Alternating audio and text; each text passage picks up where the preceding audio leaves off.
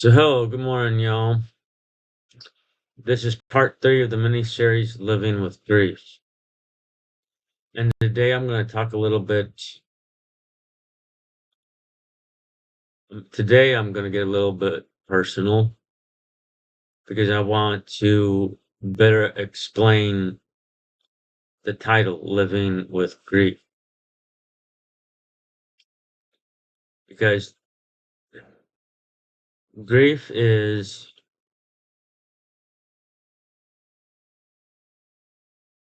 grief is a relentless flow. Once grief enters your life, it never lives. It never leaves. Sorry. Once grief enters your life, it never leaves.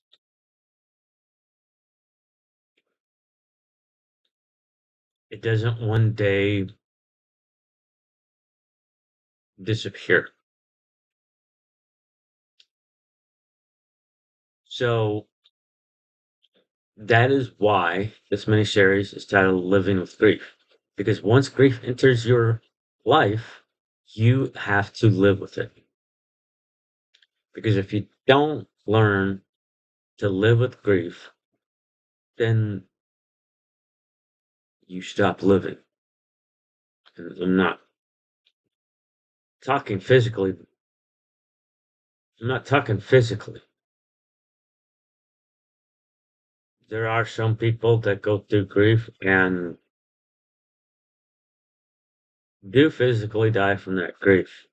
But that's not what I'm talking about. Because before you get to that point, you stop living psychologically. You just you get stuck in place.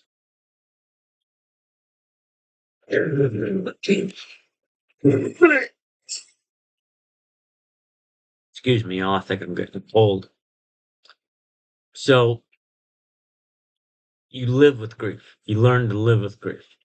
And again, this is one of the things that you're not taught until you're up to your teeth in grief. You're not taught how we are not taught how to live with grief until we're up to our teeth in grief. And a lot of times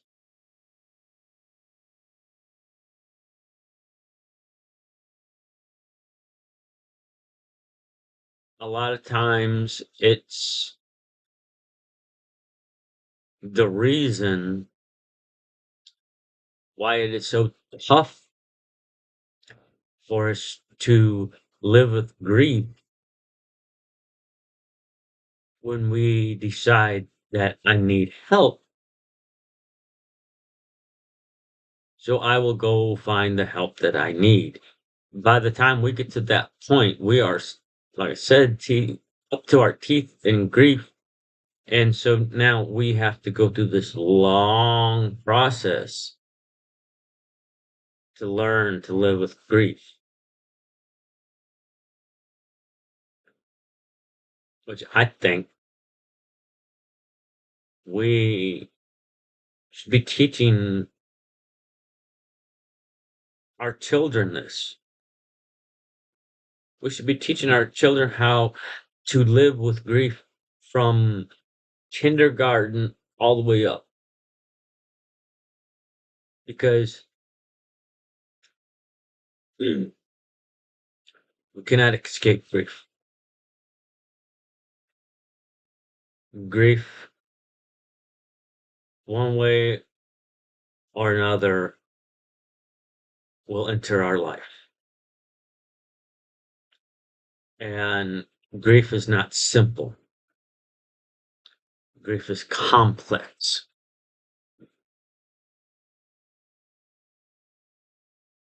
And there's more to grief than just when a lot of people think of grief, they think about the death of a loved one. But it's more complex than that. And I know it's more complex than that, not just because I've studied psychology, but because I have lived I am living with grief. I am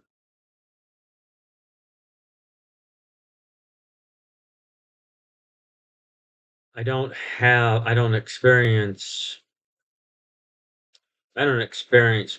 emotions like the general population.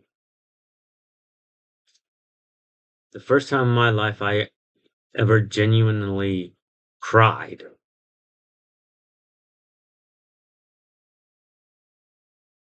was when I was 17 years old. My grandma had died, and my grandma, she had a profound effect on me.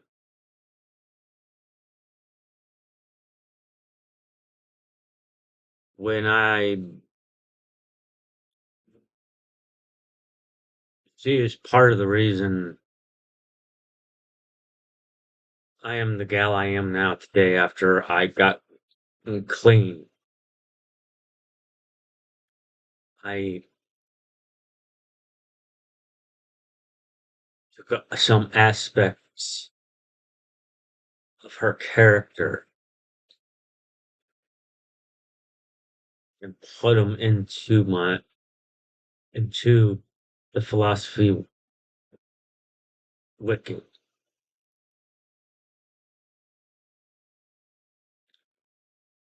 Another gal that had an impact that her death had an impact on me was my aunt. There's qualities of her characters that are in Wicked. And now we get into a little bit more complexity. I was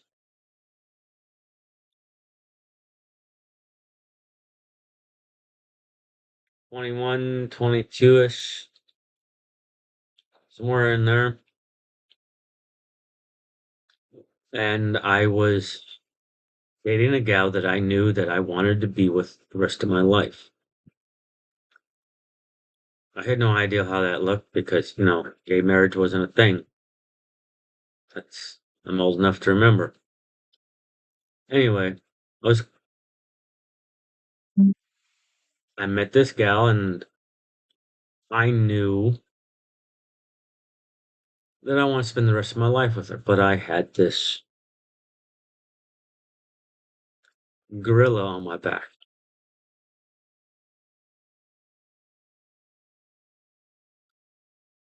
I was an addict and was living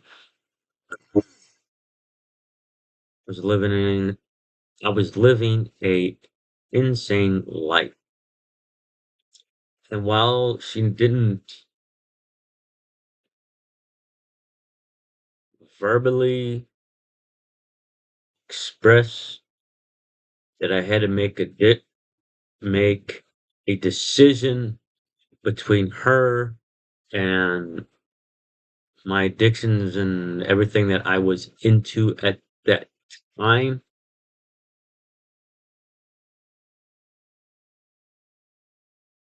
it was definitely implied. It was definitely understood that, she too wanted to spend the rest of her life with me, but she could not watch me die. She could not watch me go down this path I was walking, not knowing if I was going to, from day to day, not knowing if I was going to be dead,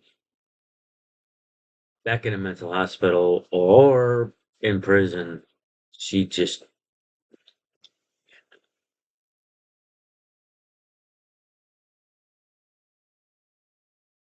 I didn't choose her.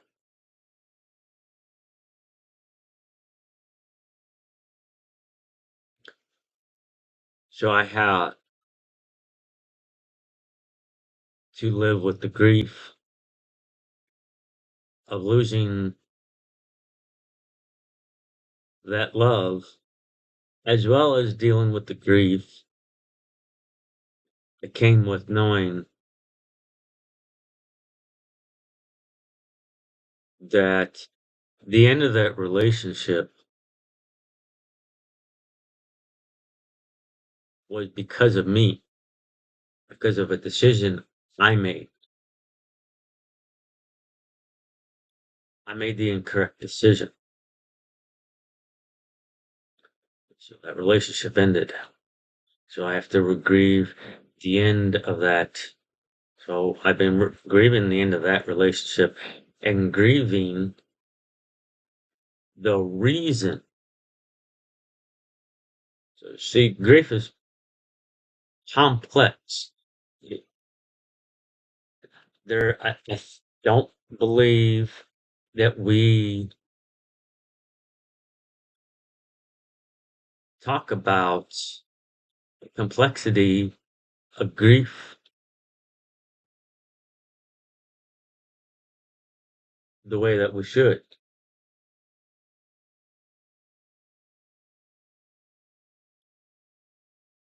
And I don't think that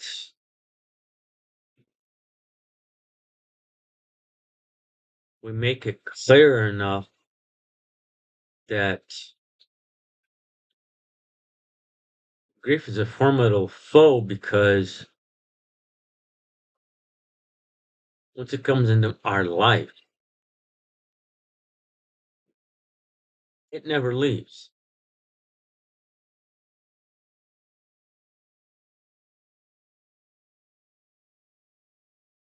Through various steps, we can get to the point where that grieving is more like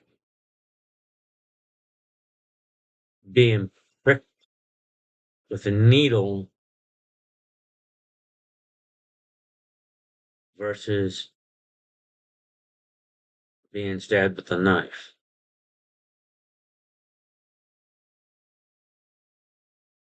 and feeling like your life is over. That you have so, and that's what, and that's why the series is called "Living with Grief." This grief never goes away. We have to live with it. We cannot ignore it.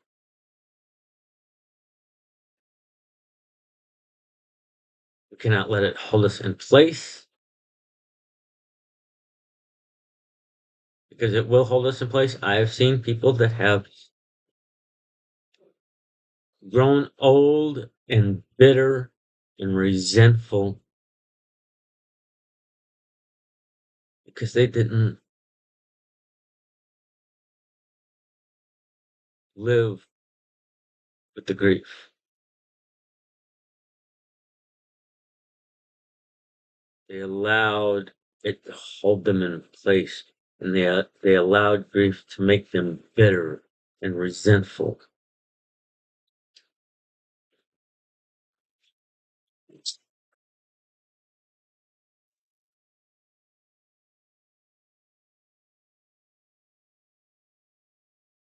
And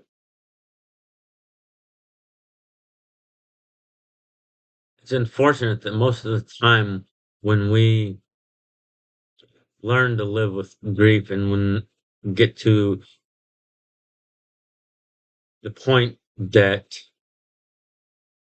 it's more of a pinprick,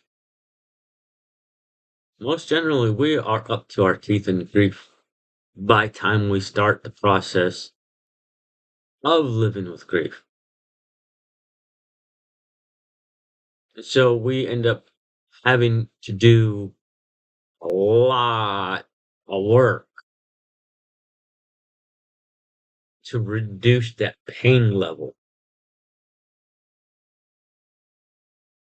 And so we get frustrated,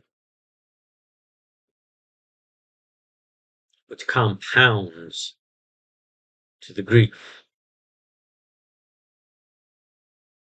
We should be learning to live with grief is something that we should be taught from kindergarten.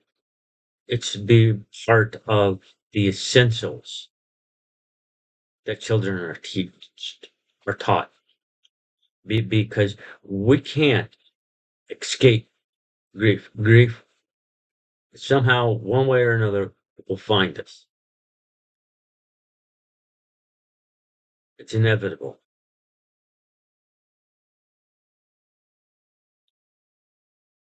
And once grief enters our life, it never goes away. It becomes a permanent resident. We have two choices. We can let that grief hold us in place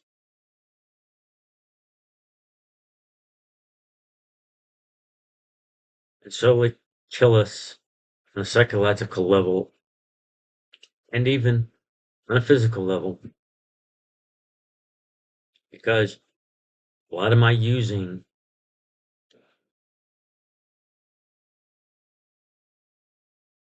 was I didn't want to feel the grief.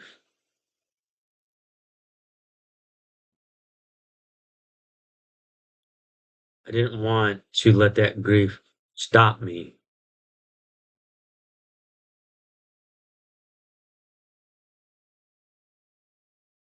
And I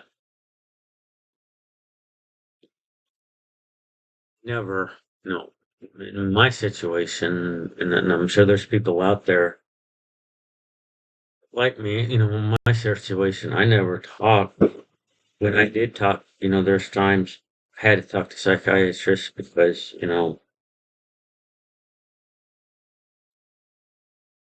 of my mental health conditions, but I never talked about grief because I was not,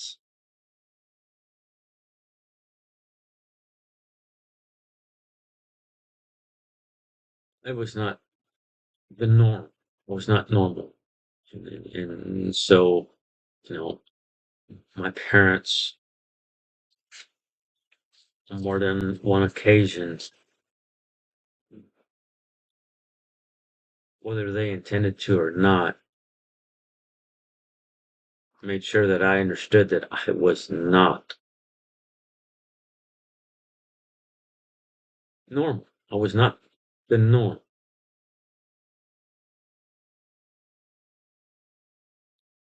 They made me feel, most of the time, they made me feel like I was broken and needed to be fixed. Well, that's going off into a different territory. Well, no, it's not. It's not. Now that I think about it, it's not going into a different territory.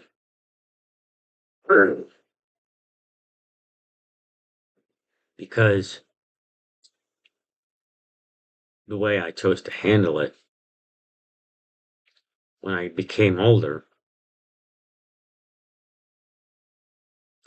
I did grieve my childhood. It wasn't that I had a bad childhood. It's just that because how much I used at the young age that I started,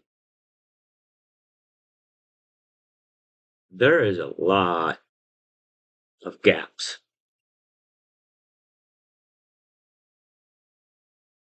There's a lot I don't remember of my childhood because I was so spaced out.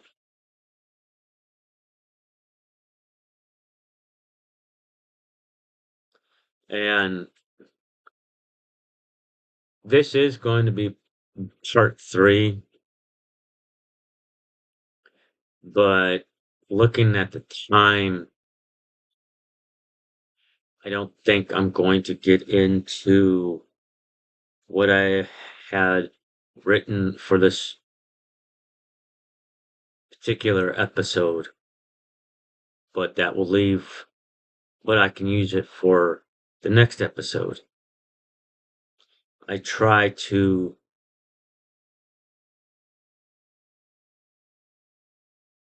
I don't like to go too much past 2025 minutes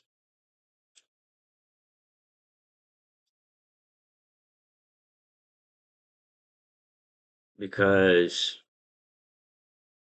well, if I have an instrument, if I have a guitar, then, I don't mind because I can put in some music, mix it up a little bit, not just me just straight talking. I could go on with what I've got to say, and then I can play a song and, you know, but I don't have a guitar, so can't go into music, and I don't know how long this is gonna go. Hopefully not too much longer. But if it does end up an hour, it ends up an hour. But, you know, a lot of people, the reason that there's a multitude of reasons why I drifted across the United States when I was younger. One of them is because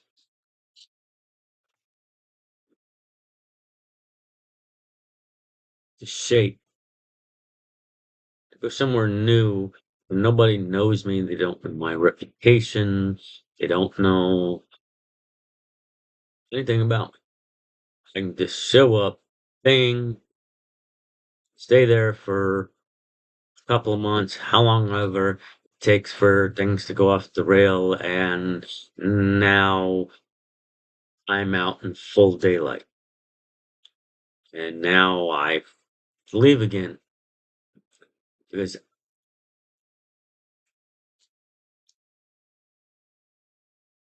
I don't want to be in this gunfight, so to speak. And, I don't know if YouTube's going to yank this or not because of the word being that I chose to use. But, that's a big part of how I felt. Was like an outlaw, I drift into town for a while, nobody knows me, and everything's good and fine, and then some stuff happened, and next thing you know, I got everybody wanting to draw down on me. And so either I stay and continue to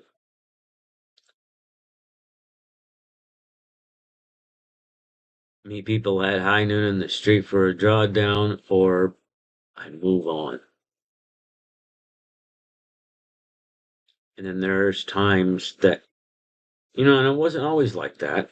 There was times, I drifting through a town, everything's going pretty smooth and everything, and I look up, next thing I know, I got a bunch of people that are following me, and well, I never wanted to be a leader either, so I get up and move. And then, when I went into recovery,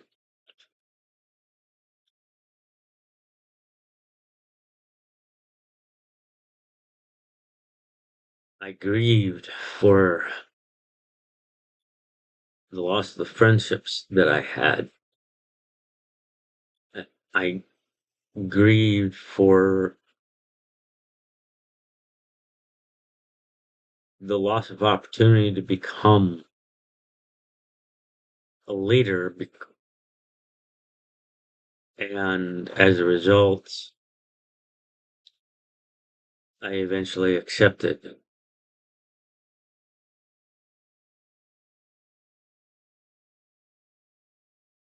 what was apparently never going to end in my life until I die.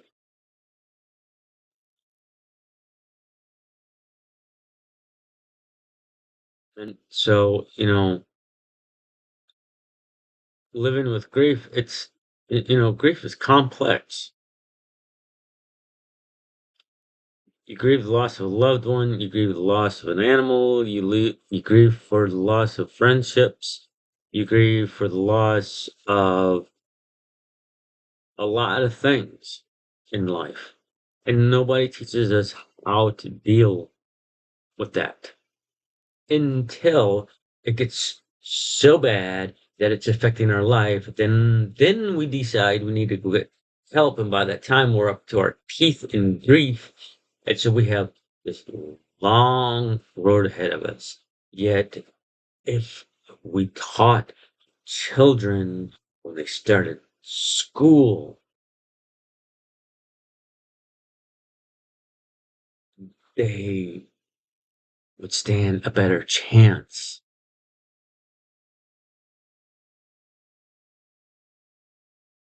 at living with grief.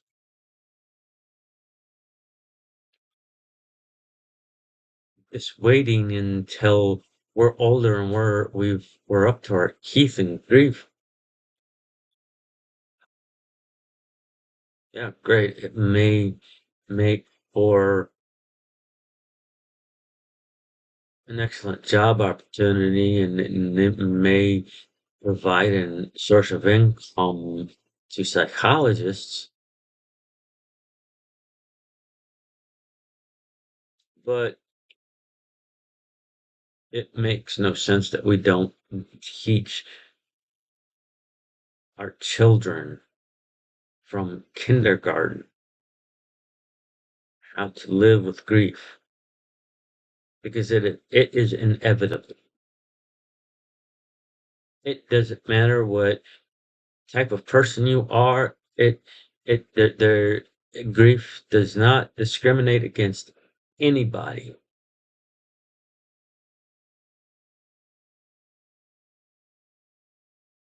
Grief will find you and will enter your life, and it'll become a permanent companion.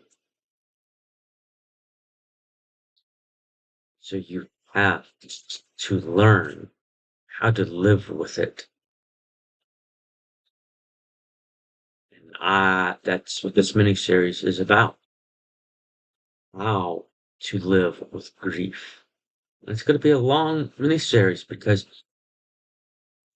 it's complex, as I said, for one. And there's a lot of different methods. It's a long process. If you're like most of the people that come to the conclusion that I need help and I'm going to seek help for grief, you're already up to your teeth in grief. And so you have a long process ahead of you. And then most of the time, when we do say, okay, we need help with our grief, when we go to a grief counselor or a psychologist, we only deal, we have a tendency to only talk about the most recent reasons for our grief. So we only get a partial healing.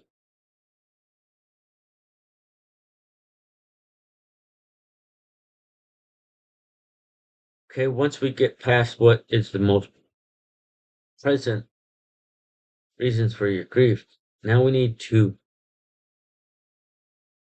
address the entirety of the grief that you've experienced over the course of your life.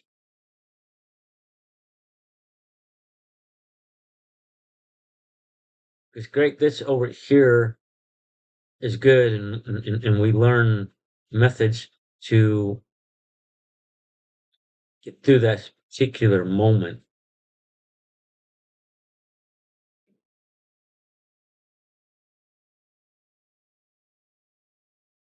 Now We need to make it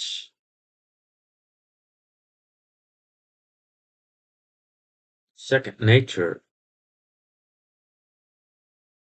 so that we can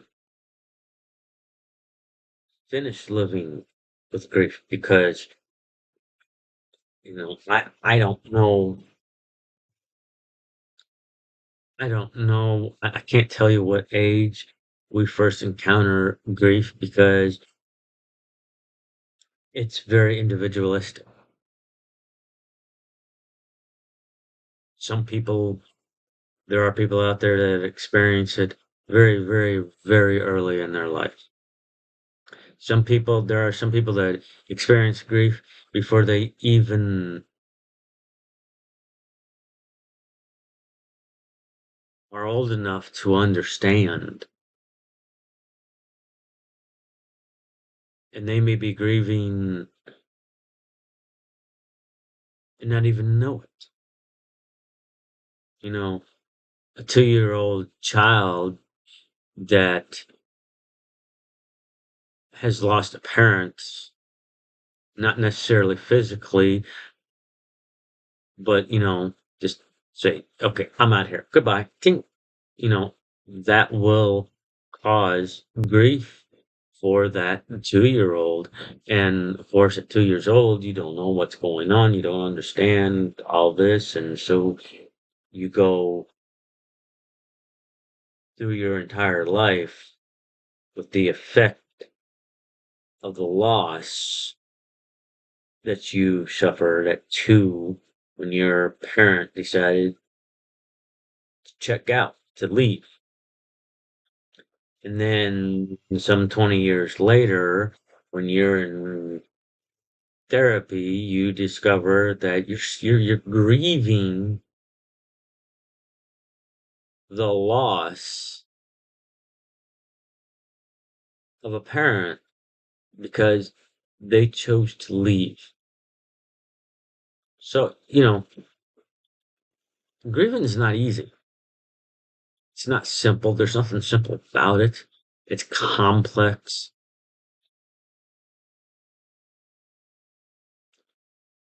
And depending on where you're at,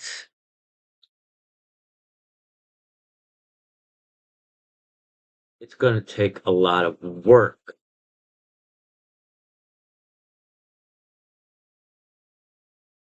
for that gut wrenching feeling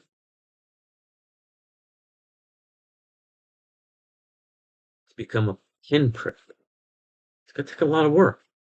And if we're taught early in life how to live with grief, well, the possibilities are endless. But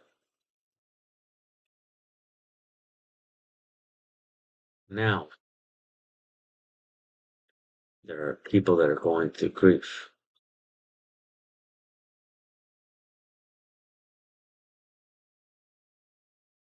They may be stuck in place.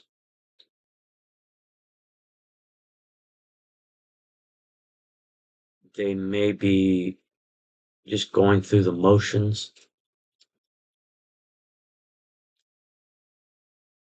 and pretending they're okay.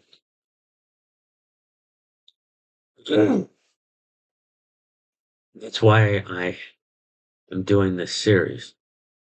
That's why I'm doing this mini series.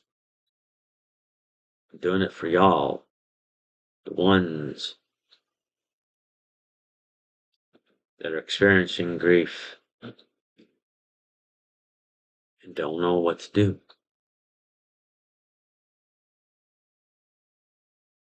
Yeah. You can tell someone that's living that is experiencing grief, live with the grief. But what good does that do?